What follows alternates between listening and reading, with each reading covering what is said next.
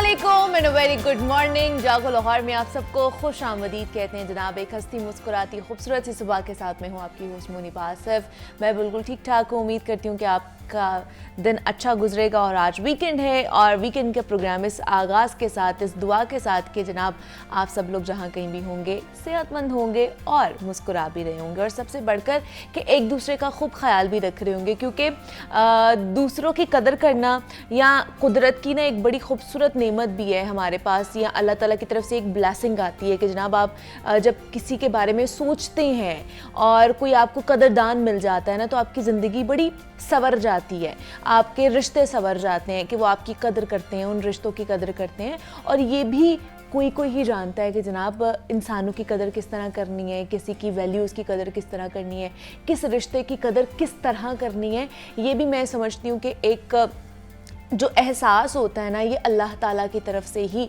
महसूस किया जाता है या हमारे दिलों में डाला जाता है। और मैं तो हमेशा की तरह आपसे यही आज भी दरख्वास्त करूँगी कि किसी को मुस्कुरा कर देख लेना, या किसी से मुस्कुरा कर बात कर लेना भी ना किसी की तकलीफ़ का हल निकल सकता है उससे। मतलब अगर कोई परेशान है और वो जा रहा है, रास्ते से गुजर रहा है, और आप अगर उसे मुस्कुरा कर ही देख लेते हैं तो जनाब उसकी शायद पूरा दिन कितना अच्छा गुजर जाए हमें नहीं पता, वो किन किन मुश्किलात का सामना कर रहा है हमें नहीं पता होता। तो ये चीज़ें छोटी छोटी ना इनको हमें अपनी आम जिंदगी में शामिल कर लेना चाहिए, लोगों की कदर करनी चाहिए, अपने रिश्तों की कदर करनी चाहिए। आई नो ये बहुत ज़्यादा मसरूफ़ दौर होता जा रहा है, हम हर बंदा ना अपनी अपनी ज़िंदगी में अपनी अपनी दौड़ में इतना इन्वॉल्व हो चुका है, इतना मसरूफ़ हो चुका है कि उसे नहीं पता कि हमारे साथ वाले जो रिश्ते हैं वो किन किन तकालीफ से सफ़र कर रहे हैं, वो किन किन मुसीबतों से गुजर रहे हैं। तो इन चीज़ का इदराक करना, इन चीज़ों के हवाले से मालूम करना बहुत ज़्यादा ज़रूरी होता है। तभी ये जो रिश्तों की चाशनी होती है ना, ये रिश्ते खूबसूरत बनते हैं, तभी हम इन लोगों को इन रिश्तों को ख़ास करके आगे लेकर चल सकते हैं और भरपूर अंदाज से उन्हें गुजार सकते हैं। और आज वीकेंड है और वीकेंड आपको पता है कि जनाब एक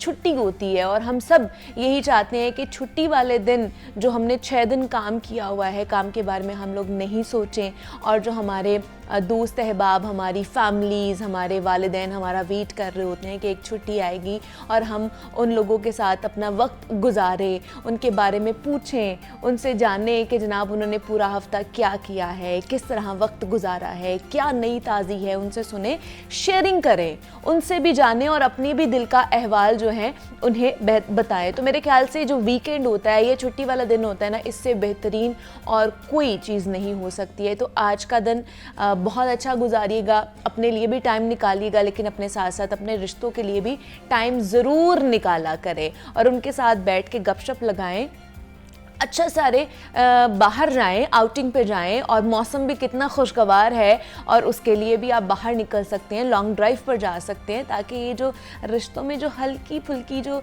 एक्साइटमेंट रहती है ना, ये रहनी चाहिए, और इसी की वजह से रिश्ते फलते भी हैं और फूलते भी हैं। तो आज का पैगाम यही है कि जनाब आप खुश रहिए और दूसरों को भी खुश रखिए। कुछ बात कर लेते हैं सेहत और फिटनेस के हवाले से। सेहत है तो ज़िंदगी है जनाब, और खूबसूरत जिस्म ही खूबसूरत पर्सनालिटी की जो ज़ाहरी शक्ल होता है।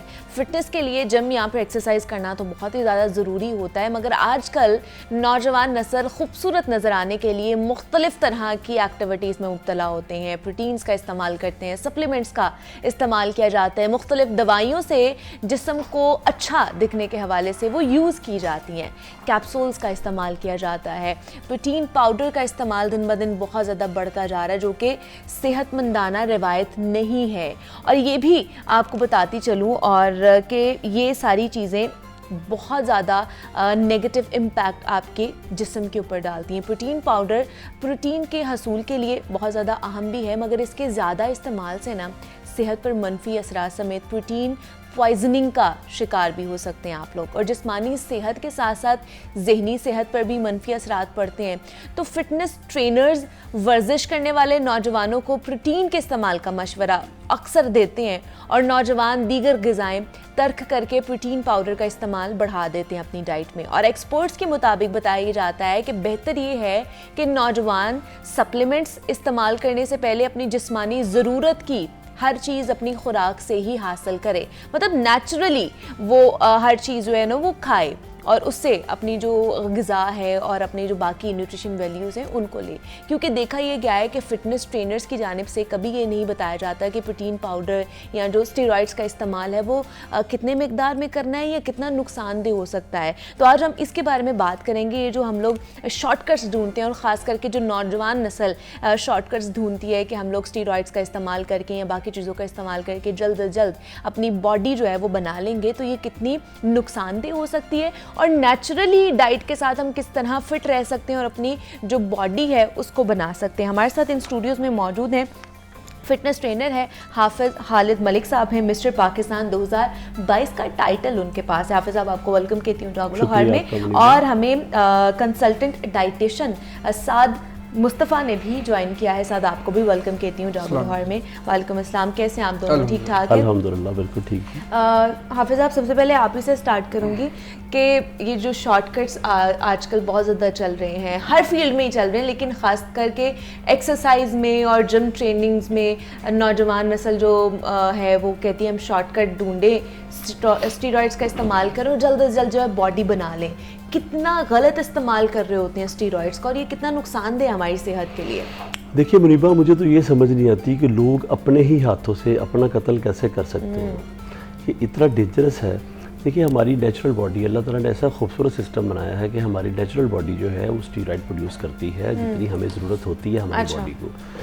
लोगों को स्टीरॉइड्स के ना साइड इफ़ेक्ट्स का पता नहीं है। देखिए स्टीरॉइड्स के अगर आपको साइड इफ़ेक्ट्स का पता चल जाए या अगर आप पढ़ लें तो मेरा ख्याल है कोई भी इंसान जो है ना वो इसके नज़दीक भी नहीं जाएगा। अच्छा। मैं आपको छोटी चंद इसके साइड इफ़ेक्ट्स पहले बता देता हूँ, फिर उसके ऊपर हम बात करेंगे इसको कितना लेना चाहिए या नहीं लेना चाहिए, कितना डेंजरस है ये, या प्रोटीन कितने लेने चाहिए। देखिए इसका सबसे पहले तो ये जो आजकल बड़ा इनफर्टिलिटी का चला हुआ ना, ये इसकी एक मेजर कॉज यही है, स्टीरॉइड्स है।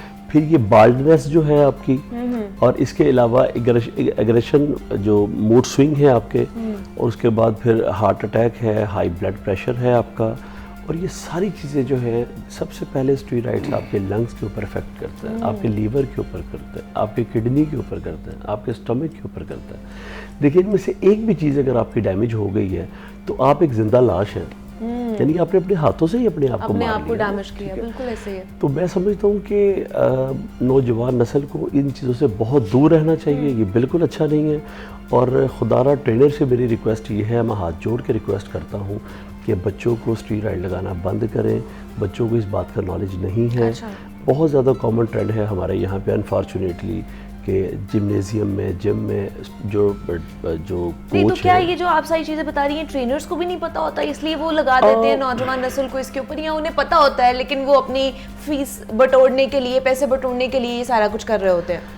देखिए अनफॉर्चुनेटली हमारे यहाँ पे जो ट्रेनर है ना ख़ास तौर पर, उनका बहुत हाईली क्वालिफाइड नहीं है। अच्छा। ठीक है, लोगों को हम हैं लकीर के फ़कीर, हमें इसके पता नहीं है। देखिए पीसीटी क्या है, पीसीटी का बहुत कम लोगों को पता है। ये है post cycle therapy, after steroid cycle जो लोग यूज़ करते हैं। अच्छा। इसको बॉडी को क्लीन करने के लिए। सही। अच्छा, उसका मोस्टली किसी को नहीं पता। हम सिर्फ गूगल के गुलाम हैं, जो गूगल ने कहा है हमने वो करना है। जी। हर बंदे की बॉडी जो है वो उसकी टाइप डिफरेंट है, आपकी स्किन टोन डिफरेंट है, आपका मतलब सिस्टम हर बंदे का बेनिफिट वेरी करता है ये चीज़। और मैं समझता हूँ कि जहाँ तक प्रोटीन की बात है, देखिए protein excess of everything is bad. कोई भी चीज़ की ज़्यादती जो है वो नुकसानदेह होती है। प्रोटीन, अगर आप एथलीट हैं, बॉडी बिल्डर हैं, किसी भी फील्ड में हैं, तो आपकी प्रोटीन कितनी होनी चाहिए? देखिए मिनिमम जो है, अगर आप एथलीट हैं तो 1.5 to 3 ग्राम पर केजी पर डे आपको प्रोटीन लेनी चाहिए अगर आपने मसल बिल्डिंग की तरफ जाना है तो। उसका कोई साइड इफेक्ट नहीं है। इसके बारे में बात करूंगी। नेचुरली तरीके से भी प्रोटीन लिया जा सकता है और प्रोटीन पाउडर भी बहुत से लोग इस्तेमाल करते हैं, और उसमें क्या फ़र्क है और स्टीरॉइड्स में क्या फ़र्क है, अभी साथ की तरफ चलूँगी। साथ नेचुरली तरीके से भी तो हम लोग अपनी बॉडी बना सकते हैं, और ख़ास करके जो नौजवान नस्ल है उन्हें होता है कि हम बॉडी बिल्डिंग की तरफ जाएँ या हमारी बड़ी अच्छी फिटनेस हो, बॉडी नज़र आ रही हो, मास मसल्स बहुत ज़्यादा हों, तो क्या नेचुरली भी इसको अडॉप्ट किया जा सकता है? जी मैम, नेचुरली इसको बिल्कुल अडॉप्ट किया जा सकता है। बेसिकली जैसे सर कह रहे थे कि जो जिम में आता है लड़का, ही वांट्स के विद इन 2-3 मंथ्स उसको रिजल्ट्स मिल जाए, दैट इज नॉट पॉसिबल। ठीक है, जिस तरह वो एक कोट है कि every good thing takes time. ठीक है, तो एक लंबा प्रोसीजर है। अगर आप अपनी डाइट को नेचुरल रखते हैं, देखिए अल्लाह ताला ने हमें हर चीज़ प्रोवाइड की हुई है, ठीक है, हमारी डाइट में proteins, carbohydrates, vitamins, each and everything available है, ठीक है, हम उसको देखते नहीं हैं, हम जो प्रोसेस्ड चीज़ें हैं, केमिकली इनहेंस चीज़ें, हम उनकी तरफ चले जाते हैं। अच्छा, ठीक है, अगर हम इसी को अपनी नेचुरल डाइट को वैसे मैनेज करें, इंक्लूडिंग एवरीथिंग जिसमें मिल्क, एग्स एटसेट्रा एटसेट्रा है, तो मेरा नहीं ख्याल कि आप कहीं के आपको रिजल्ट नहीं मिलेगा। अच्छा। ठीक है, बिल्कुल रिजल्ट मिलता है, of course it will take time, लेकिन ओवर द टाइम पीरियड ये आपको रिजल्ट ज़रूर देगा। बल्कि इससे ये होता है कि आपकी बॉडी की जो एक बेस है वो ज़्यादा अच्छी बनती है। सिर्फ मसल्स बना लेना दैट इज़ नॉट फिटनेस। ठीक है, हमने अपनी बॉडी को इंटरनली स्ट्रॉन्ग भी करना है। ठीक है, अब कुछ लोग हैं वो वेट लूज करने की तरफ आते हैं, वो इतनी एक्सट्रीम डाइट या फास्टिंग पे चले जाते हैं, कम तो वो हो जाते हैं, but they do not know कि ये फिटनेस नहीं है, ये वीकनेस है। हाँ। ठीक है, आपको इंटरनली भी स्ट्रॉन्ग होना है। ठीक है, इतने मसल्स का फायदा ही नहीं है वरना। ठीक है, तो आप अपनी नेचुरल डाइट को कंटिन्यू रखें, उसको अपने पोर्शंस डिवाइड करें। अच्छा, ठीक है, किस तरह, मतलब हमने ये तो देखा है कि जब एक जो बंदा है वो जिम जाना शुरू कर देता है तो उसकी डाइट जो है 2 गुना बढ़ जाती है। उन्होंने एग्स खाने हैं तो 6-6, 12-12 एग्स भी खा रहे होते हैं पर डे, उसके बाद फ्रूट्स भी खा रहे होते हैं, शेक्स भी पी रहे होते हैं, बाकी चीज़ों का भी इस्तेमाल कर रहे होते हैं। तो फिर क्या इसको और ज़्यादा बढ़ा दें अगर नेचुरली तरीके से उन्होंने जाना है तो? मैम, इसको भी स्लो एंड स्टडीली इंक्रीज किया जाता है। अच्छा। अब ये नहीं है कि मैं एक हफ्ता जिम गया और मैं उसको फौरन डबल कर दूं। एक चीज़ होती है लोडिंग फेज, सर समझेंगे इस बात को। स्लो एंड स्टडीली आप अपनी डाइट को इंक्रीज करते हैं ओवर द टाइम पीरियड। ठीक है, अब इसमें जिस तरह सर ने बताया कि 1.3 to 1.5 ग्राम्स पर केजी ऑफ बॉडी वेट आपको डेली चाहिए if you want to gain muscles. और वैसे भी जब आप एक्सरसाइज कर रहे हैं, आपने बॉडी को ग्रो करना है, जैसे जैसे बॉडी बड़ी होगी उसकी डिमांड भी ज़्यादा होगी इनटेक की। ठीक है, और देखें अगर इनटेक कम है, आउटपुट ज़्यादा है, आप पतले होने लग जाएंगे। ठीक है, आपका वेट लॉस होगा या मसल लॉस होगा। इनटेक अगर ज़्यादा है, आउटपुट कम है, ठीक है, तो वो थोड़ा आपको ग्रो करेगी। सही। ठीक है, और साथ if you are lifting weights. ठीक है, इसमें ये नहीं है कि आप फ़ौरन ही 12 अंडों पे चले जाएं। अगर आप 2 ले रहे हैं, आफ्टर 1 वीक उसको 3 कर दें। अच्छा। ठीक है, आपने ये देखना है, जैसे सर ने कहा लोगों को समझ नहीं है, आप थोड़ा सा अपनी बॉडी को स्टडी करें। अब हर बंदे की बॉडी हर चीज़ को एक तरह से रिस्पॉन्ड नहीं करती। ठीक है, आप देखें आपको बेस्ट सूट क्या कर रहा है।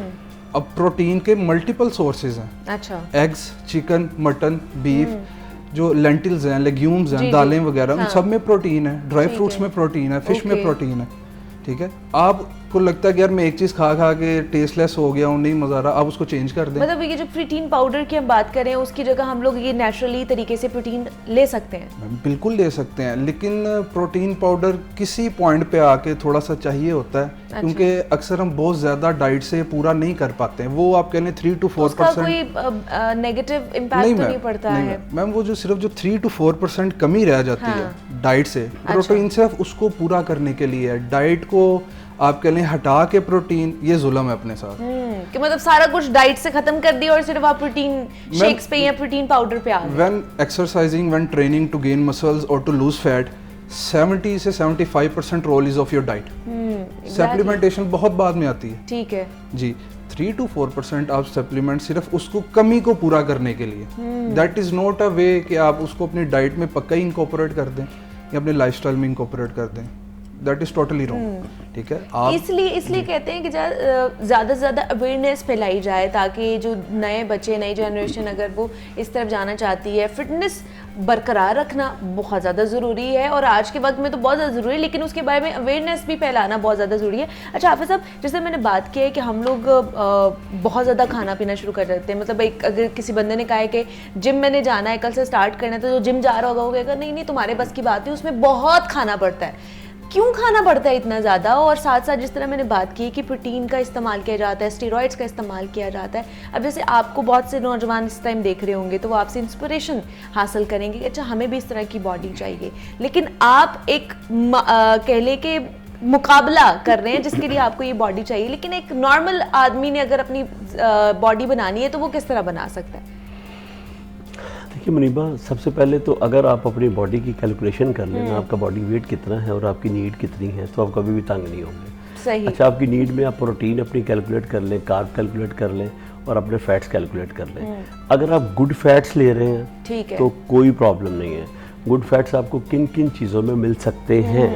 देखिए, नट्स जो हैं वो सबसे बेस्ट है हमारे लिए। अगर हम उसमें गुड फैट्स लेते हैं तो उसमें कोकोनट ऑयल हम ले सकते हैं। अच्छा, आप ऑलिव ऑयल ले सकते हैं।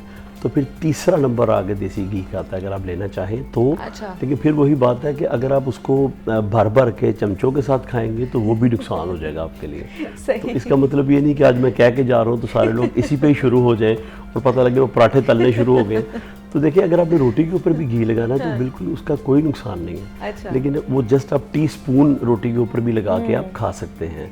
अच्छा, उसके बाद अगर आप अपनी डाइट में कार्ब लेते हैं प्रॉपर तो आपका डाइजेशन जो है, डाइजेस्टिव सिस्टम जो है वो बहुत अच्छा रहता है उसके साथ। ठीक। प्रोटीन जो है, अगर आपने मसल बिल्डिंग की तरफ जाना है या नहीं भी जाना, अगर आप एक आम इंसान हैं, आप एथलीट नहीं हैं, तो आपकी बॉडी की नीड जो है जस्ट 1 ग्राम पर केजी पर डे। आपका जितना बॉडी वेट है उस हिसाब से आप उसको मल्टीप्लाई कर लें और वो अपनी प्रोटीन पूरी कर लें। आप हमेशा हेल्दी एंड फिट रहेंगे। कभी भी मैं फैंसी डाइटों के हवाले से कभी भी लोगों को प्रमोट नहीं किया, ना मैंने इसको कभी भी पसंद किया पर्सनली। आप सादी डाइट खाएं, सादी ग़िज़ा खाएं, घर की डाइट खाएं। और आप कभी भी, मुझे तो ये समझ नहीं आती, लोग बाहर से मतलब पैसा खर्च करके मौत ख़रीदते हैं, बाहर जो बिक रहा है। तो अगर आप वही अपने घर में बैठ के खाएं, देखिए प्रोपोर्शन इज कॉल्ड ब्यूटी, तनासुब खूबसूरती कहलाती है। तो खूबसूरती आपको पता है जितनी अच्छी घर के खाने से आ सकती है ना, बाहर के खाने से कभी भी नहीं आ सकती। मैं आपको बड़े सादे अल्फाज में ये चीज़ें बता रहा हूँ, मैं बहुत मुश्किल में लोगों को नहीं डालना चाहता मैं। दूसरा ये है, अगर आपका वर्कआउट अच्छा है ना, तो देखिए आपकी बॉडी की नीड है, जैसे जैसे आपको भूख लगेगी आप खाएं, लेकिन उसको पोर्शन में खाएं। अगर आप 3 ले रहे हैं तो उसको 6 में कर दें, आप कभी भी बीमार नहीं होंगे। आपकी बॉडी के मील जो है वो 6 मील अगर आप डे में लेते हैं तो आप बीमार कभी नहीं होंगे। लेकिन 6 मील में भी आपने ये बताना है ना कि कितने पोर्शन में और कितना खाना चाहिए। ये ना हो कि वो 2-2 रोटियां 1 मील में खा रहे हैं, उसके बाद उन्होंने कहना है कि हमने 6 मील पूरे करने हैं अपने। अच्छा, ये आपकी बॉडी बताएगी कि आपकी नीड कितनी है, आपका बॉडी वेट बताएगा आपकी नीड कितनी है।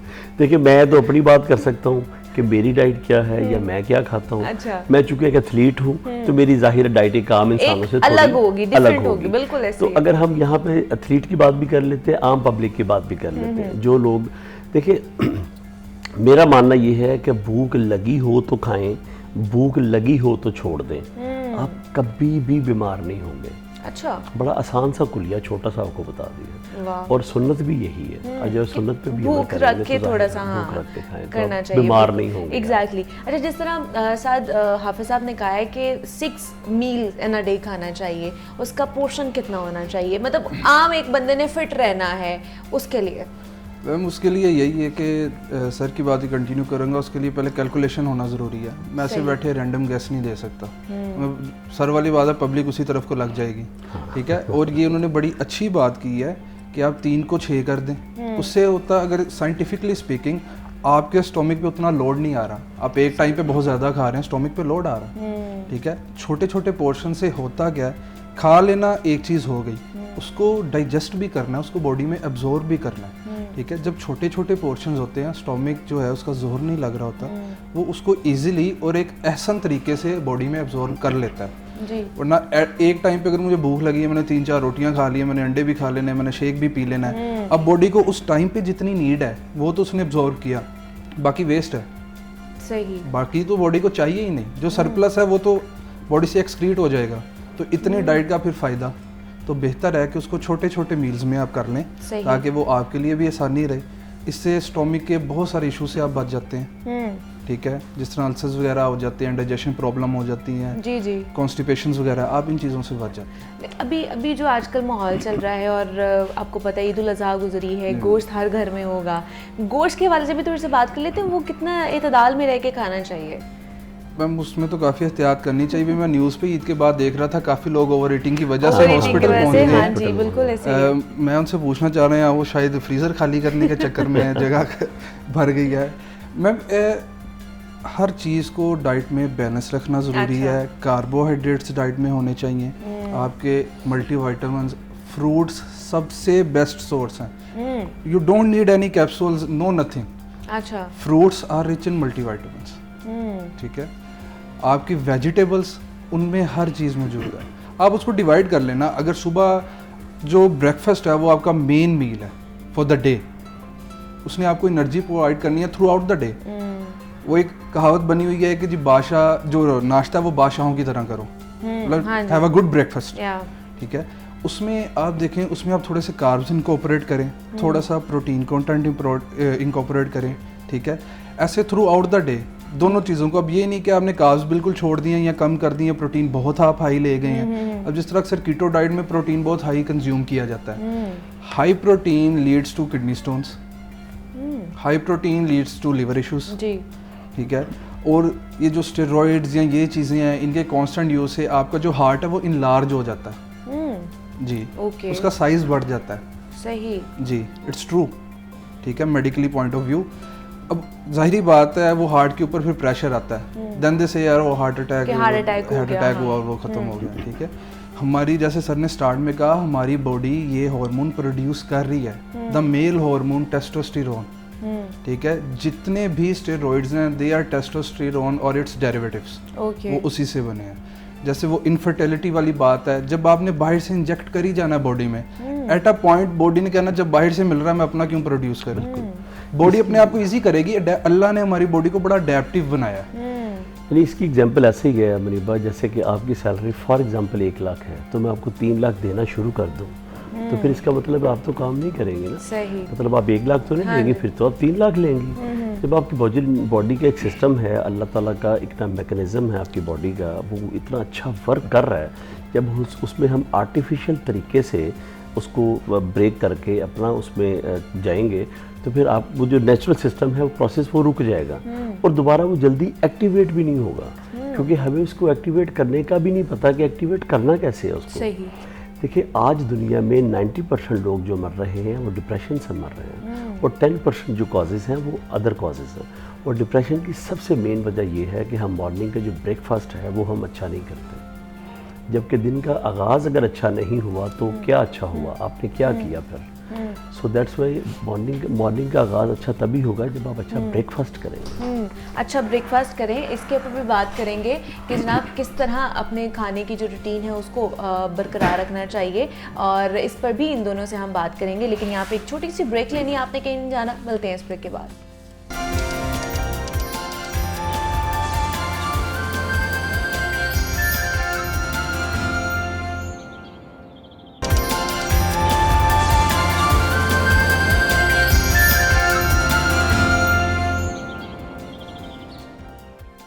वेलकम बैक टू जागो लाहौर। जनाब ब्रेक से वापस आ चुकी हैं, और ब्रेक पर जाने से पहले जिस तरह हम बात कर रहे थे कि किस तरह आपने फिट रहना है, अपने मसल्स किस तरह बनाने हैं, बॉडी किस तरह बनानी, लेकिन नेचुरली, ना ही स्टेरॉइड्स का इस्तेमाल करना है, ना ही आपने दूसरी जो आर्टिफिशियल चीज़ें होती हैं उनका इस्तेमाल करना है। तो इस पर हमारे पास बात करने के लिए हाफिज़ खालिद मलिक साहब मौजूद हैं, और उसके साथ साथ मुस्तफ़ा भी मौजूद हैं, जिनसे हम डाइट के हवाले से बात कर रहे हैं। अच्छा हाफिज़ साहब, ब्रेक पर जाने से पहले हम बात करते हैं कि किस तरह की चीज़ें हमें खानी चाहिए, क्या नहीं खाना चाहिए। अच्छा, बहुत से जो नौजवान नस्ल है वो ये शिकायत करते हैं कि हम एक्सरसाइज भी कर रहे होते हैं, हम वर्कआउट हैवी वाला कर रहे थे, हमारे 6 पैक्स नहीं बनते हैं। बड़ा 6 पैक्स का बड़ा मसला है कि हम जिम जा रहे हैं तो हमारे 6 पैक्स होने चाहिए, क्यों नहीं बनते उनके 6 पैक्स, क्या वजह है? अच्छा देखिए, ये बात तो मैन टू मैन वेरी करती है। पहली बात तो मैं आपको ये बता दूं, ये लेकिन कहीं ना कहीं गलती तो वो करते होंगे ना। जी बिल्कुल करते हैं। ये कुलिया हर बंदे पे अप्लाई नहीं होगा जो मैं बता रहा हूँ, लेकिन 90% लोगों का यही प्रॉब्लम है। देखिए, 6 पैक के लिए सबसे पहले आपको अपने मुंह के ऊपर जिप लगानी होगी, जो कि सबसे मुश्किल काम है हमारे लिए। मतलब हम इसको जहाज समझते हैं कि हमने क्या खाना है, कितना खाना है, किस वक्त खाना है, ये हमें नॉलेज होना चाहिए अगर आपने 6 पैक बनाने हैं तो। अच्छा, 6 पैक के लिए एक तो आपकी ट्रेनिंग जो है ना, वो आप कोर की ट्रेनिंग बहुत अच्छी होनी चाहिए आपकी, और इसके अलावा कार्डियो जो है 45 मिनट की होनी चाहिए। अच्छा, फिर उसके बाद आप बॉडी बिल्डिंग की तरफ आएंगे। सेकेंडली ये है कि आपकी डाइट जो है उसमें आप प्रोटीन ज़्यादा ऐड करें। आप ज़्यादा प्रोटीन की तरफ जाएंगे तो आपके 6 पैक बनेंगे। ओके, ठीक है। फैट्स लेने से, हाई कार्ब लेने से फिर 6 पैक बन तो जाएंगे, लेकिन टाइम लगेगा। अगर आपने शॉर्टकट वे नेचुरली ही इस्तेमाल करना है तो बॉडी में प्रोटीन का इस्तेमाल ज़्यादा करें, हाई रेपिटेशन पे जाएं। अच्छा, और लो वेट और हाई रेपिटेशन, ऑटोमेटिकली फिर आप देखिए 6 पैक थोड़ा टाइम लगता है, टाइम टेकिंग काम है। मतलब अगर बॉडी 2 साल में तैयार होती है तो 6 पैक बनने में फिर 2 साल लगने चाहिए आपको, और आपको वेट करना चाहिए। अगर हम ये समझते हैं कि हमारी एज फ़र्ज़ करें 25 साल है तो हम 25 दिन में 6 पैक बना लें, तो ये पॉसिबल नहीं है। देखिए अगर आपकी एज 25 साल है तो 25 माह तो फिर वेट करें ना। नहीं, हमारी नौजवान नस्ल को ये लगता है ना कि हम एनर्जेटिक हैं, या इस वक्त हमारे अंदर बहुत ज़्यादा एनर्जी है, तो हम जाके भाई अच्छी खासी वर्कआउट करेंगे और बना लेंगे कोई 1 महीने में हम लोग अपने 6 पैक्स। मैडम हमारे सोचने से नहीं बनने, ये बनाने से बनने। पेज पे बन सकते हैं, वैसे नहीं बन सकते। हाँ, एक जैकेट मिलती है वैसे 6 पैक वाली, फिर वो पहन ले, सुबह उठ के तैयार होके वो पहन ले, सारा दिन खुश हो, तो हाँ, फिर बन कि हमारे 6 पैक्स बन गए। अच्छा साथ जो एक्सरसाइज कर रहे होते हैं, डाइट भी कर रहे होते हैं, लेकिन फिजी ड्रिंक्स नहीं छोड़ते हैं। आपने भी देखा होगा बहुत से लोग के चले कोई बात नहीं, चीट डे पे फिजी ड्रिंक पी ली, लेकिन उसमें कितना ज़्यादा शुगर कंटेंट होता है, उसका ख्याल नहीं होता। मैम बस जो लड़के वगैरह या मोस्टली जो जिम करते हैं ना, अब उनको इस चीज़ का भी शायद इल्म होता है या नहीं होता, लेकिन देखें वो शाम को दोस्तों में खड़े एक ड्रिंक पी ली, ठीक है सर, वो हमें आके कहते हैं सर एक रेगुलर ड्रिंक पी थी उससे क्या होगा, लेकिन उसके पीछे अगर आप देखें उसके इंग्रेडिएंट्स में, तो उसमें इतनी हाई शुगर होती है, शायद हम कोई एक हफ्ते में उतनी कंज्यूम ना करते हों जितनी वो एक कोल्ड ड्रिंक हमारी कंज्यूम करवा देती है। सेकेंड ऑफ ऑल, जो हमारी बेवरेजेस हैं, कार्बोनेटेड बेवरेजेस हैं, इनमें फॉस्फोरस बहुत ज़्यादा होता है। अच्छा जी। अब उससे क्या होता है, वो जिस तरह कोक वगैरह उसमें कंटेंट ज़्यादा होता है, वो आपकी बोन्स को वीक कर देता है, ठीक है। उससे ये होता है कि काफ़ी बोन रिलेटेड आप मसलों की तरफ चले जाते हैं, ऑस्टियोपोरोसिस वगैरह, आपकी जो हड्डी है वो भुरने लग जाती है, वीक हो जाते हैं। ये बारहा लोग भी बताते हैं, डॉक्टर्स भी बताते हैं, लेकिन कोक तो हम खाने का हिस्सा समझते हैं। जब तक कोक नहीं पीनी हमें तो हजम ही नहीं होना, सांस ही नहीं आनी है, ठीक है। लेकिन ये चीज़ें ठीक है, लोग लाइफस्टाइल ऐसा हो गया, चल जाती हैं, लेकिन ये फिर वंस इन ब्लू मून होनी चाहिए, डेली बेसिस पे तो नहीं ना, ठीक है। अब लोग हैं, वो बॉयज़ हैं, वो एनर्जी ड्रिंक्स लेके जिम आ जाते हैं। अच्छा, एनर्जी ड्रिंक्स पी के हमारे में एनर्जी आ गई है, हम जी 10 मिनट एक्स्ट्रा वर्कआउट कर लेंगे, हम 10 किलो एक्स्ट्रा लगा लेंगे, लेकिन वक्ती ठीक है, वो आपको एक स्पाइक देती है क्योंकि उनमें कैफीन कंटेंट बहुत ज़्यादा होता है, हाँ। लेकिन ऑन द अदर हैंड उसके अंदर बाकी इंग्रेडिएंट्स भी ऐसे हैं जो इंतहा से ज़्यादा हार्मफुल है। ओवर कंजप्शन एनर्जी ड्रिंक्स की may lead to kidney failure, may lead to liver failure, acne वगैरह, क्योंकि वो कैफीन है that is very thermogenic. Thermogenic means कि उसने बॉडी में जाके बहुत हीट प्रोड्यूस करनी है, ठीक है। ये फैट लॉस के लिए खालिद साहब अक्सर लोग सप्लीमेंट्स लेते हैं या कैप्सूल्स लेते हैं, वो थर्मोजेनिक होते हैं, वो बॉडी में जाके बहुत हीट प्रोड्यूस करते हैं उससे, ताकि आपका फैट अंदर घुले। लेकिन अच्छा, अब लोग हैं गेन करना है, लूज करना है, ठीक है, हाई प्रोटीन दे लिया, सारा कुछ कर लिया, लेकिन साथ फ्लूइड इनटेक, पानी बहुत बड़ी नेमत है, पानी भी तो उस तरह पीना है। अब बॉडी के अंदर अगर इतनी ज़्यादा हीट आपके रहेगी, वो फिर हमसे आगे अक्सर कंप्लेन करते हैं, हम जिम जा रहे थे, हमने ये डाइट ली, हमारी बॉडी पे सर दाने निकल है, सही, ठीक है। लीवर ने फिर रिएक्ट करना है उस चीज़ को, वो आपको जॉन्डिस की तरफ लेके जा सकता है। मैं साद भाई की बात को थोड़ा बढ़ाना चाहता हूँ। इवन आप जो फ्रेश जूस पीते हैं, हमारा बड़ा कॉमन ट्रेंड है, घरों में जो बनता है या बाहर जो बनता है, कोई भी, घरों वाला या घर का, मैं दोनों की बात कर रहा हूँ, सही। देखिए फ्रेश जूस में है क्या, मुझे तो आज तक ये समझ नहीं है, सिवाय हाई ग्लूकोज के। पता है आपको, मतलब जो वो फाइबर होता है वो तो हम निकाल देते हैं उसका, और शुगर कंटेंट सिर्फ रह जाता है पीछे। देखिए फ्रूट्स खाएं, अगर आपको बॉडी वेट कम करना है, स्लिम होना है, तो आप सीजनल फ्रूट्स जो हैं उनमें एक फ्रूट कोई भी खा सकते हैं आप। अच्छा, अगर आपने वेट को बढ़ाना है तो सारे फ्रूट्स इकट्ठे करके मिक्स करके फिर वो खाएं आप। देखिए अल्लाह ताला ने जो चीज़ें बनाई हैं उनका कोई साइड इफ़ेक्ट नहीं है, जो इंसानों ने बनाई है उनका कोई पॉजिटिव इफेक्ट्स नहीं है, उनका साइड इफेक्ट ही साइड इफेक्ट है। तो जितना आप नेचर के करीब रहेंगे आप उतना हेल्दी लाइफ गुजारेंगे अपना। आज हम प्रॉब्लम हमारी जो है अनहेल्दी लाइफस्टाइल की वजह से हम सभी चीज़ें पे फोकस कर रहे हैं। हम डाइट की बात कर रहे हैं, स्टेरॉइड की, सप्लीमेंट्स की, बड़ा अच्छा टॉपिक है। आपको पता है इसके साथ साथ हमारी स्लीप जो है, नींद जो है, उसका कितना असर है इस चीज़ पे। अगर आपकी स्लीप डीप स्लीप नहीं है और आपकी स्लीप जो है 6 to 8 आवर की नहीं है, तो आपकी बॉडी जो है ये कभी भी फंक्शन नहीं कर सकती, मतलब कभी भी ये अच्छा आपको रिस्पॉन्ड नहीं कर सकती। सही। उसके लिए ज़रूरी है कि आप अपने डाइट, आपका हेल्दी लाइफस्टाइल, आपकी नींद, आपकी एक्सरसाइज, ये सभी चीज़ों पे जब आप फोकस करेंगे तो इंशाल्लाह ताला आप हमेशा हेल्दी और फिट रहेंगे। अगर हम किसी को देख के चाहते हैं हम ऐसे फिट हों तो फिर उस बंदे से भी पूछ लेना कि वो क्या करता है, उसके पीछे उसका क्या है। देखिए मुझे बॉडी बिल्डिंग करते अगर इतने साल हो गए हैं तो कोई नया बंदा जब जिम में आएगा तो मुझे देखेगा तो उसकी कोशिश होगी कि मैं जल्द से जल्द सर जैसा बन जाऊं। सर से तो पूछ के देख लो सर ने कौन से लोहे के चने चबाए हुए हैं, उसके बाद जाके अल्लाह ने ये हमें मुकाम दिया। ऐसे ये बड़ी अच्छी इन्होंने ये बात की है, बड़ा अच्छा पॉइंट है। जब हम जिम में ट्रेनिंग कर रहे होते हैं हम बेसिकली उस वक्त मसल को हिट कर रहे हैं, उसको तोड़ रहे हैं। अच्छा, मसल फाइबर्स को हमने तोड़ दिया है वहाँ पे, जो हमें फटीग हो जाती है, क्रैम्प्स पड़ जाते हैं, मसल्स ग्रो करते हैं in kitchen and when you are sleeping.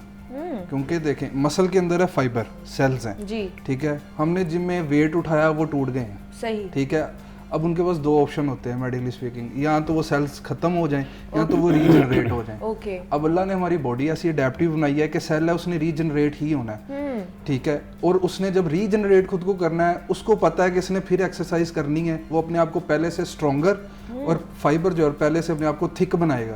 और वो कब हो रहा होगा, जैसे सर ने कहा when you are sleeping right, जब आप नींद पूरी कर रहे हैं, आपकी डाइट अच्छी है, आपकी बॉडी जो है, आपके जो फाइबर्स हैं वो दोबारा जो हैं हीलिंग की तरफ जाते हैं और वो पहले से फिर स्ट्रॉन्ग बनते हैं, पहले से थिक बनते हैं, फिर आपका मसल गेन होता है। मेरी अगर नींद पूरी नहीं है, मेरी डाइट पूरी नहीं है, मैं जितना मर्जी टाइम लगा लूँ, मैं जितना मर्जी वेट उठा लूँ, मुझे कोई फर्क नहीं पड़ेगा, मैं स्टक हो जाऊंगा एक जगह पे और फिर मैं कंप्लेन करूंगा कि मेरा बन कुछ नहीं रहा। सही, ये एक साइंटिफिक चीज लोगों को अब नहीं पता, वो कहते बस ठीक है खा लिया, थोड़ा सा जिम कर लिया, ठीक है। मसल्स किचन में और बेड पे सोते वक्त ग्रो होते हैं, वो ग्रो होते हैं। मतलब ये आपकी इंटरलिंक्ड है ना, आपका किचन, आपके सोने की स्लीप पैटर्न क्या है और आपका वर्कआउट, आप जितना मर्जी वर्कआउट कर ले लेकिन आपका किचन और स्लीप पैटर्न ठीक नहीं है तो फायदा नहीं है। एक चीज यहाँ ऐड करना चाहूंगा, आपको मजे की बात बताता हूँ कि हम जिम में जाते हैं वेट कम करने के लिए, हाँ जी, ठीक है, और किचन में हम आते हैं फिट होने के लिए। हमारा उल्टा हिसाब है। देखिए वेट जिम में कम नहीं होता, वेट किचन में कम होता है। जिम में हम जाते हैं फिट होने के लिए, सही। तो ये थोड़ा मैं माइंडसेट कर दूं पहले कि हमने अगर जिम जाना है तो ये सोच के जाना है कि हमने जस्ट फिट होना है, सही, और वेट रिड्यूस करना है, वेट रिडक्शन, वेट लॉस, जितनी भी, ये सारा कुछ आपके किचन में है। अब वहाँ देखिए क्या हो रहा है, आप खा क्या रहे हैं, कर क्या रहे हैं। अच्छा, मेरे ख्याल से बहुत सारी बात हो गई मर्द हजरात की, थोड़ी सी औरतों की तरफ आते हैं, उनको भी फिट रहना होता है, उन्होंने भी डाइटिंग करनी होती है। अच्छा, उनके लिए क्या कहेंगे साथ?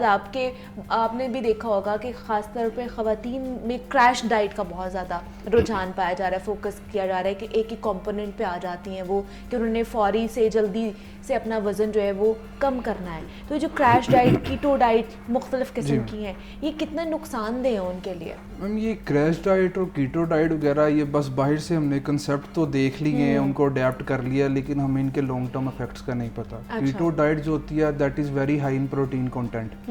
जैसे कि मैंने पहले कहा है कि प्रोटीन कंटेंट एक खास लिमिट से ज़्यादा लेना, उतना ना यूज़ हो रहा ना कुछ और, that is not good for your body, ठीक है। वो आपके हर ऑर्गन को अंदर तंग करेगा, ठीक है। अब खवातीन को वो ऑब्सेस हो जाती हैं बेसिकली। खवातीन जो है कि हमने बस 3-4 महीने में वो किसी रिलेटिव की शादी में उससे पहले पतला हो जाए, बिल्कुल वो ठीक है। कीटो डाइट से आप एक तरफ बैक आ गए, आपने स्लिम कर लिया, लेकिन जब आपने उसको थोड़ा सा छोड़ना है ना, आपने उससे डबल बाउंस बैक करना, बाउंस बैक होता है। इवन लड़कियां हमारे पास आके कहती हैं सर 4 हफ्ते रह गए, कज़न की शादी है, सर मुझे लहंगा पहना अच्छा लगे, बस कपड़े पहने अच्छे लगे। अच्छा। आप ये देखिए, मैं कहता हूँ कि जब हम एक पिक्चर बनवाने के लिए 5 सेकंड के लिए स्माइल करते हैं तो हमारी पिक्चर कितनी अच्छी आती है। अच्छा, अगर हम सारी ज़िंदगी स्माइल करें तो ज़िंदगी कितनी खूबसूरत होगी। सेम इसी तरह अगर हम 4 हफ्तों के लिए सिर्फ अपना लहंगा या सूट या ड्रेस जो हमने 1 लाख रुपए का सिलाया है उसको अच्छा लगने के लिए हम 4 हफ्ते मेहनत करते हैं, अपनी बॉडी को फिट करते हैं। अगर आपकी बॉडी फिट हो, मुनीबा मैं कहता हूँ अगर आपका हैंगर खूबसूरत है ना तो हर चीज़ खूबसूरत है। बिल्कुल ऐसे हैंगर को खूबसूरत करें, ना कि आप अपने ड्रेस की वैल्यू बढ़ाने के लिए खुद को 4 हफ्तों के लिए।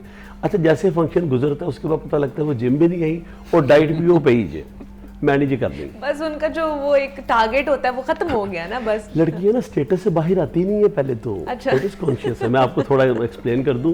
फिर इनका सबसे बड़ा प्रॉब्लम है मानती नहीं है। अच्छा। मतलब आप जितना मर्जी लिखे दे, सर मैं कर रही हूँ, आप पिज्जा रख के देखें पिज्ज़ा रख के नहीं छोड़ेंगी, कोल्ड ड्रिंक रख के देखे नहीं छोड़ेंगी। आप कहेंगे सर सब कुछ करते हैं वेट नहीं कम होता। सही। तो बॉयज़ का ये है, बॉयज़ इनोसेंट होते हैं मेरी नज़र में। अच्छा, बात मान लेते हैं। ठीक है। ये अब ना ये बहस मेरे हाथ से दूसरी साइड पे जा रही है, लेकिन अच्छा घर पे रहने वाली खवातीन के लिए आप क्या सजेस्ट करेंगे, किस तरह की उन्हें मतलब एक्सरसाइज करनी चाहिए? अगर वो जिम नहीं जा सकती हैं तो वो घर में रह के किस तरह वेट लूज? सिंपली एक योगा मैट रखें अपने घर में। अच्छा। सुबह उसके ऊपर कार्डियो किया करें, योगा मैट के ऊपर पेट की एक्सरसाइज किया करें। आप लेग रेजेस है, क्रंचेस है, हील टच है, आप अगर साइकिल है घर में तो बहुत अच्छी बात है, लेकिन बड़ी अवेलेबल हो सकती है, इजीली साइकिलिंग करें आप जिम में। अच्छा, उससे पहले ये है कि अगर आप 15 मिनट 40 मिनट 20 मिनट जितना भी आपके पास टाइम है आप वॉक करें। वॉक करने के बाद योगा मैट के ऊपर सिर्फ आप अपने स्टमक की, अपने टमी की एक्सरसाइज कर लें, कोर को अच्छा कर लें, लेग्स की ट्रेनिंग। देखिए जिम जाना बहुत अच्छी बात है, लेकिन जो लोग नहीं जा सकते तो इसका मतलब ये नहीं कि वो अब मतलब फिट नहीं हो सकते। हाँ जी। आप अपने घर में भी रहकर सादी ग़िज़ा खाकर भी फिट हो सकते हैं आप। अच्छा, सही है। तो क्या खाना चाहिए मतलब उन लोगों को?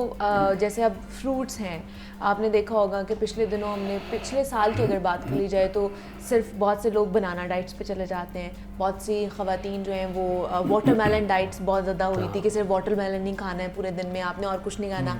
एग डाइट्स पे चली जाती हैं कि सिर्फ हमने अंडे ही खाने हैं, इसके अलावा कुछ नहीं खाना। जो तो पहली बात ऐसे करते हैं लोग। मेरा उनसे एक छोटा सा सवाल है कि जिस अल्लाह ने सारा कुछ बनाया है, क्या खुदा ना खास्ता आपकी अकल उनसे ज़्यादा हो गई? उन्होंने हर चीज़ बनाई, हर मल्टीविटामिन, हर चीज़, carb, protein, good fats, bad fats. इसका क्या मतलब है? अगर सारा कुछ ये बना है और हमारे खाने के लिए है तो हर चीज़ का कोई ना कोई बॉडी में फंक्शन है। ऐसे ही आप हर चीज़ को इग्नोर करके एक चीज़ के पीछे पड़ गए, वो किस तरह आपके लिए बेनिफिशियल होगा? ठीक है, अब कुछ विटामिन ऐसे हैं जो सिट्रस फ्रूट्स में, ठीक है, कुछ चीज़ें हैं जो नहीं है। और जिस तरह सर कह रहे थे, अब हम घर में अक्सर जब मैं देखता हूँ लेडीज़ हैं वो फ्रेश जूस बनाती हैं, वो उसमें शुगर ऐड कर देंगी और उसको पुन देती हैं, वो सारा पल्प तो निकल गया, वो चीनी फिर आ गई, उसका कोई फायदा नहीं। बिल्कुल ऐसी है, वो ग्लूकोज जो है वो आप रॉ फ्रूट्स खाएं, पल्प को लें, that is very good for intestine, stomachs. तो मेरी उनको यही मशवरा होगा कि ऐसे नहीं करें, प्रॉपर अपनी डाइट लें, उसको देखें, तो कोशिश करें ऑयली चीज़ों से, प्रोसेस्ड फूड से, कार्बोनेटेड बेवरेज से खास करके थोड़ा दूरी इख्तियार करें। जितनी बैलेंस डाइट हो सकती है वो करें, और एक्सरसाइज जो है वो अपनी लाइफ में, अपनी डेली रूटीन में जो है वो इंक्लूड कर ले, आप लोग फिट रहेंगे। एक आखिरी बात कि जूस के अंदर, फ्रूट्स के अंदर, सैलड के अंदर खुदारा ये नमक डालना बंद कर। नमक और पूरी चीनी दुनिया में ये एक्स्ट्रा ये डालना बंद करिए, आपकी सेहत के लिए बड़ी नुकसानदेह है। हमारे साथ हाफिज खालिद मलिक साहब मौजूद थे। हाफिज साहब बहुत शुक्रिया आपके वक्त का कि आप यहाँ पर आए, और साद मुस्तफ़ा भी हमारे साथ मौजूद है, उन्होंने भी हमें ज्वाइन किया था। साद आपका भी बेहद शुक्रिया कि आप दोनों यहाँ पर आए और हमें बड़ी अच्छी टिप्स देके जा रही है किस तरह हम लोगों ने फिट रहना है। यहाँ पे एक छोटी सी ब्रेक लेते हैं, मिलते हैं उस ब्रेक के बाद।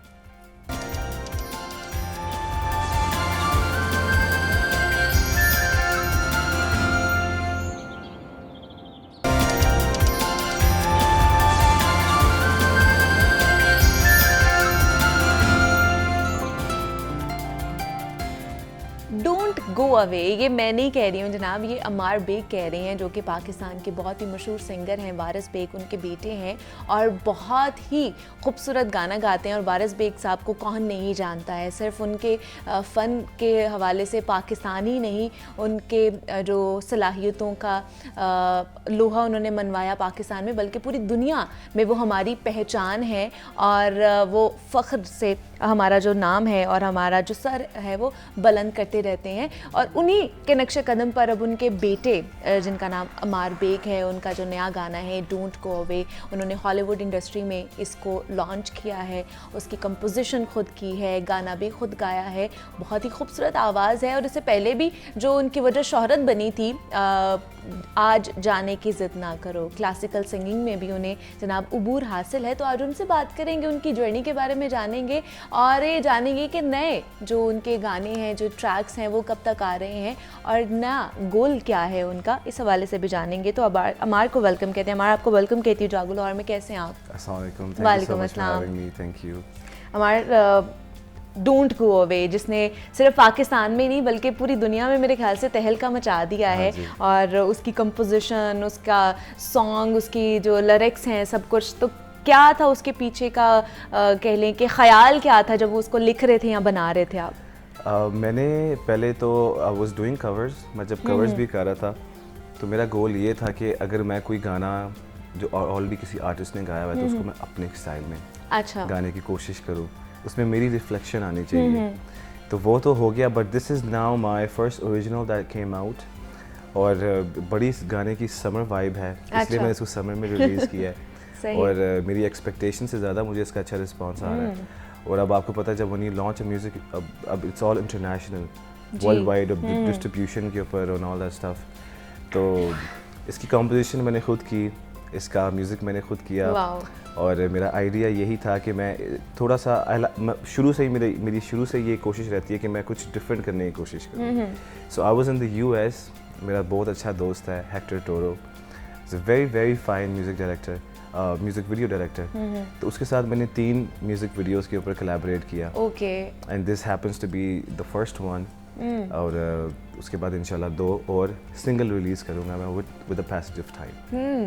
तो ये जब बना रहे थे, ये वाला डोंट गो अवे बना रहे थे, तो ऑब्वियसली आपने शेयर भी किया होगा, अपने फादर के साथ शेयर किया होगा, तो उनका क्या रिस्पांस आया था कि कितना अच्छा, और इसमें कौन कौन सी चीज़ें हैं जिसको बेहतर करने की आपको ज़रूरत है? मैं कोई भी म्यूज़िकल वेंचर करता हूँ तो मेरी उनके साथ डिस्कशन होती है। अच्छा। और कोई वोकल्स करूँ मैं, ऑफ कोर्स मेरे लिए इससे बड़ी ब्लेसिंग क्या हो सकती है कि I have such a big mentor, legend, you know, उनकी शैडो के नीचे मैं करता हूँ। मेरा घर पे स्टूडियो है, तो मेरी उनके साथ डिस्कशन चलती रहती है साथ साथ, तो मुझे एक एक चीज़ पे गाइड करते हैं। अल्हम्दुलिल्लाह इट्स अ ब्यूटीफुल जर्नी, और ही फील्स वेरी प्राउड। तो मतलब आपके घर में ही एक बहुत ही फेमस सिंगर हैं पाकिस्तान के, तो ये बचपन से ही ये सिलसिला आपका भी शुरू हो गया था कि आपने म्यूज़िक मतलब सीखना और गाना गाना शुरू कर दिया था? मुझे बचपन में इतना, मतलब मेरे पेरेंट्स को नहीं पता था कि मुझे इंटरेस्ट है या मैं इस तरफ जाऊंगा, बट मैं बहुत छोटा सा था। अच्छा। और I was may be 3 years old, तो कोई शादी थी। अच्छा। तो वहाँ पे बैंड था, म्यूज़िक था, मैं बहुत छोटा था, मैंने बस जाके माइक पकड़ के गाना शुरू कर दिया। मेरे पेरेंट्स काफ़ी शॉक हो गए कि बच्चे में कॉन्फिडेंस है अभी छोटे से। अच्छा। तो उसके बाद मेरी जर्नी कभी रुकी नहीं, I have always been learning music. और जैसे जैसे मैं बड़ा होता गया, मैं डैड के साथ स्टूडियोज़ में जाता था। और उनको, नुसरत फ़तेह अली खान साहब, जी। मैंने उनको देखा, मैं बहुत छोटी सी उम्र में, you know, it's a big privilege for me, I am a huge fan of his. और उसके साथ साथ डिफरेंट स्टूडियोज़ में, डिफरेंट सेशंस में मैं जाता था, तो वो बचपन से ही मेरे अंदर एक बिल्ड होना शुरू हो गया। I just used to feel so happy और सो मेस्मराइज्ड थ्रू म्यूज़िक। तो it just has been a beautiful journey for me. मतलब ये म्यूज़िक आपकी जीन्स में आपको मिला है? हाँ जी, बिल्कुल ऐसे ही है कि आपका इंटरेस्ट, मतलब कुछ बच्चे होते हैं ना कि अच्छा उनकी फैमिली में होता है लेकिन उनका इंटरेस्ट कुछ और होता है कि नहीं, हमने म्यूजिक वाली साइड पे नहीं जाना। बिल्कुल। लेकिन आपकी डिग्री आईटी में है, आपका जो पैशन है वो म्यूजिक है, तो कभी आमने सामने तो नहीं आगे दोनों आपकी चीजें, डिग्री और आपका passion? It only helped me. मुझे इसने सिर्फ हेल्प किया। मैंने म्यूजिक प्रोडक्शन किसी से नहीं सीखी। अच्छा। और मैं किसी के पास आज तक नहीं गया कि यार मुझे प्लीज़ सिखाएं।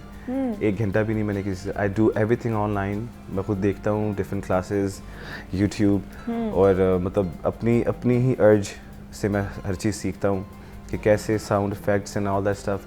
तो बस मुझे इसका शुरू से ही बचपन से ही शौक था, और इसको मैं टाइम के साथ साथ इसको पॉलिश करता गया हूँ। मैं जब US भी था तो मैं naturally I was in high school over there. और वहाँ पे जब मैं था, मैं हाई स्कूल कोयर में था अपने, तो वहाँ पे अपनी वोकल्स के साथ आप किस तरह एक्सपेरिमेंट कर सकते हो, और वहाँ पे बहुत अच्छे इंस्ट्रक्टर थे।